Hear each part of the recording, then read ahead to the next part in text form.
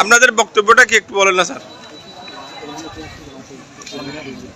আসসালামু আলাইকুম।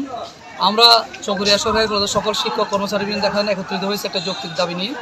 কাকতালীয়ভাবে আমাদের দাবির সাথে ছাত্রছাত্রীদের দাবিও মিলে গেছে আজকে। এই প্রিন্সিপাল আমাদেরকে প্রায় 3-4 মাস ধরে বিভিন্ন অনিয়ম, অত্যাচার এবং বিভিন্ন অদক্ষতার পরিচয় দিয়ে আসছেন। আমরা মৌখিকভাবে ওনাকে অনেকবার সতর্ক করেছি, উনি দেখলাম যে কোনোভাবে থামার পাত্র না। তাই কারণে আমরা আজকে বাধ্য হয়ে ওনার বিরুদ্ধে অবস্থান নিতে বাধ্য হয়েছি।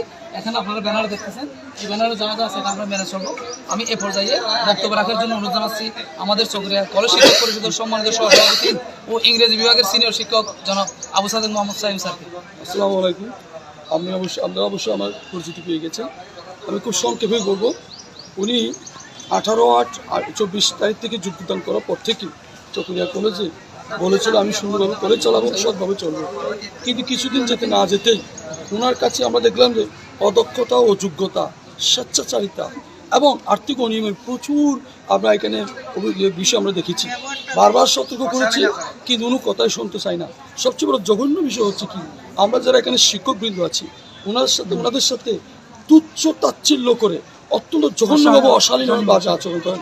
কর্মচারীদেরকেও করেন, অভিভাবক যারা আসে তাদের সাথেও করেন। একটা প্রশংসাপত্র নিতে গেলে সকাল 8টা বাজে, আসলে 4টার আগে প্রশংসাপত্র দেয় না।